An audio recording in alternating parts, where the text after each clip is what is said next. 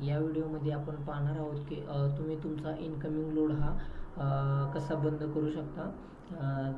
काही कारणांमुळे प्रतिनिधींना आपले डेपो हे तात्पुरत्या स्वरूपात बंद ठेवावे लागतात, तर त्यासाठी इनकमिंग लोड कशा प्रकारे बंद करू शकता ते आपण पाहू।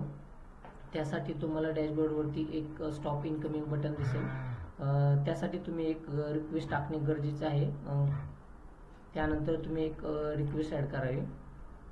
तुम्हाला किती तारखेपासून किती तारखेपर्यंत बंद ठेवायचं आहे ते तुम्ही स्टार्ट डेट आणि त्याचा टाईम सिलेक्ट करावा। त्यानंतर एंड डेट आणि एंड डेट टाईम सिलेक्ट करावा।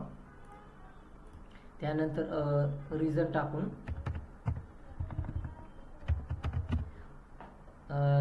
टाकून रिक्वेस्ट ॲड करावी। रिक्वेस्ट ॲड केल्यानंतर तुमचं रिक्वेस्टचं स्टेटस हे पेंडिंग राहील। जर तुमची रिक्वेस्ट ही अप्रूव्ह झाली त्यानंतरच तुमचा इनकमिंग लोड बंद होईल। जर तुमची रिक्वेस्ट रिजेक्टेड झाली तर तुमचा लोड बंद होणार नाही। जर रिक्वेस्ट तुमची अप्रूव्ह झाली तर तुमचा इनकमिंग लोड हा स्टार्ट डेट आणि एंड डेटमध्ये बंद राहील आणि एंड डेट नंतर ऑटोमॅटिकली तुमचा इनकमिंग लोड हे ऑटोमॅटिकली चालू होईल।